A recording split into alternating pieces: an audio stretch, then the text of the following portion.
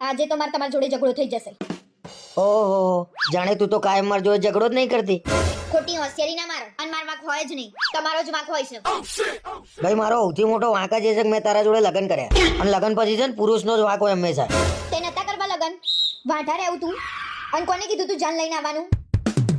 ભાઈ હું તો મર્સિડીઝ સમજીને લેવા આવ્યો તો, અને ડમ્ફરિયું ભટકારી દીધું મને તારા ઘરનાએ. તે મને કે BMW મળી છે, અને મારા નસીબમાં સાયકલ લખેલી છે. તે નતું આવું સાયકલ જોડે, તારા ઘરના કહી દેવું તું મારે સાયકલ જોડે નહીં પહેણવું. પણ મને ક્યાં ખબર હતી કે આ સાયકલ ફેંકું નીકળશે, અને સાયકલે BMW ના સપના બતાયા. તું લખી રાખજે, તારા માટે છે ને એક દિવસ હું BMW લાવે, અને તું જોતી રહી જાય. જોયું ને, આજે ફેંક્યું ને તમે. હારું ખાય એ પસ્તાય, ના ખાય એ પસ્તાય.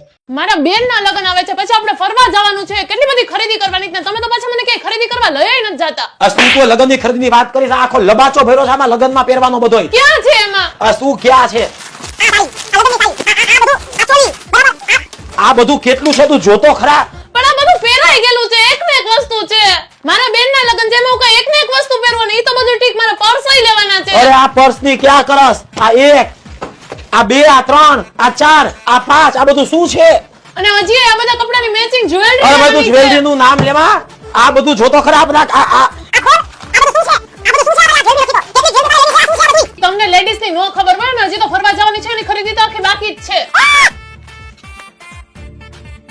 કેટલી ખરીદી કરવી તારે? ખરીદી કરવાની છે એટલે કરવાની જ છે. હાલ ભાઈ તારી ખરીદી બધી કરવા તને લઈ જાઉં.